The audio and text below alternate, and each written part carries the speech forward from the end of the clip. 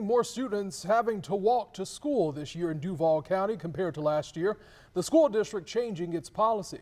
So now middle and high school students living less than 2 miles away no longer have access to a school bus.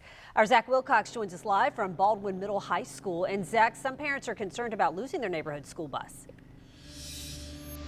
Yeah, Heather, hundreds of families learn they're not going to have their bus anymore this year. I tell you what, this is quite a day to make the first 2-mile trek for some families, because I could tell just from the 1 block from the school to here, kids are already wiping the sweat off of their brows. But one mom that I talked with, it's not the distance that bothers her, it's not the heat, but it's the danger of her kids having to cross the bypass, which you can't see from here because frankly, it's so far away.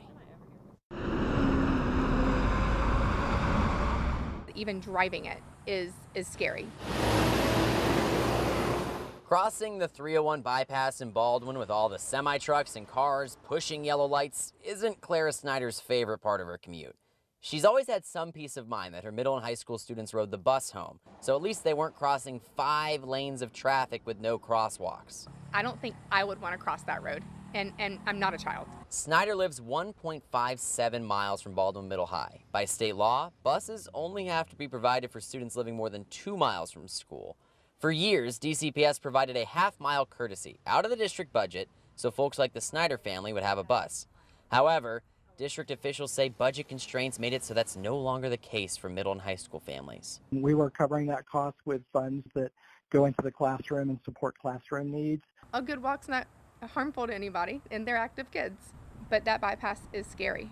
The Snyder children are 2 of about 1,100 who lost their bus to school this year, according to the district.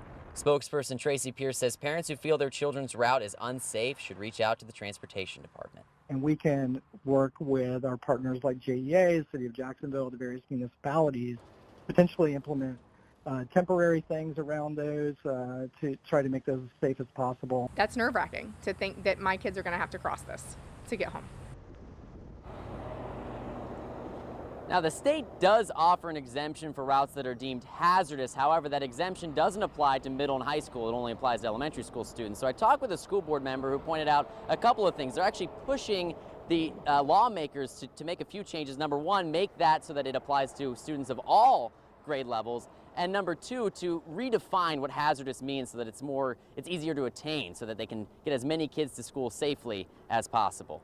In Baldwin, Zach Wilcox, First Coast News, on your side.